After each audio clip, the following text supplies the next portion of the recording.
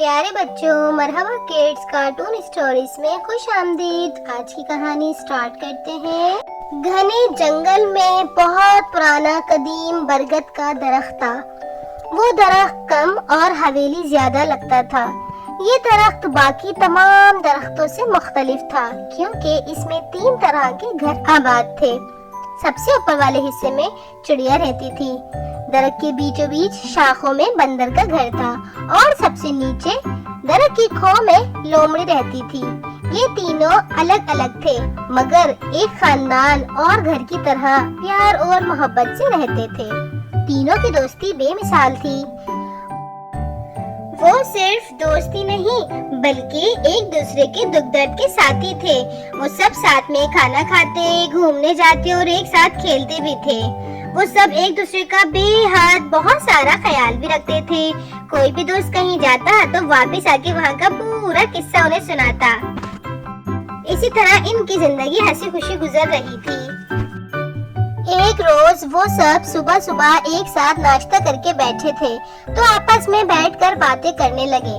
لومڑی بولی، یار یہ درخت کتنا پرانا ہو گیا ہے، ہمیں یہاں رہتے ہوئے کافی عرصہ گزر گیا ہے اور وقت کا پتہ بھی نہیں چلا، تیزی سے گزر گیا۔ بندر بولا، ہاں یار واقعی تم سچ کہتی ہو، وقت بہت تیزی سے گزر رہا ہے اور ہمارا قدیم پیڑ ہمیں ہر آندھی طوفان سے محفوظ رکھا ہوا ہے۔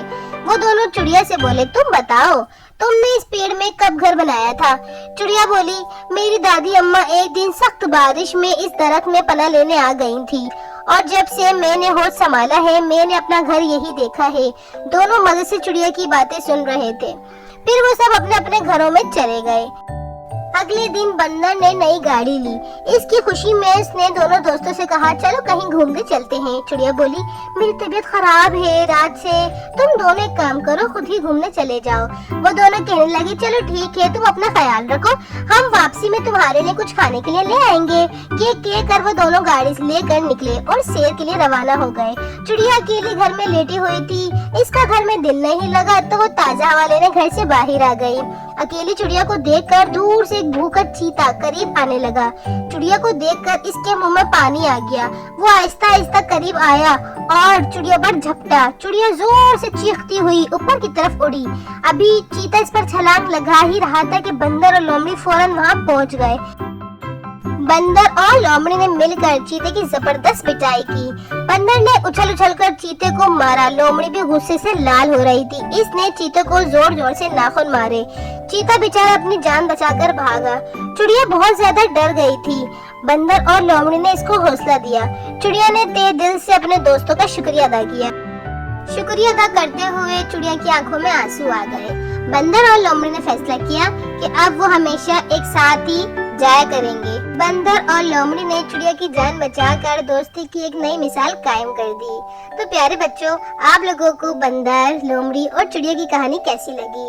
ان کی دوستی کیسی لگی؟ اسی طرح کی مزے کی کہانیاں سننے کے لیے ویڈیو کو لائک کریں، چینل کو سبسکرائب کریں اور زیادہ سے زیادہ اپنے دوستوں میں شیئر بھی کریں۔ اگلی کہانی کا انتظار کریں۔ اپنا بہت خیال رکھیں۔ جب تک کے لیے اللہ حافظ۔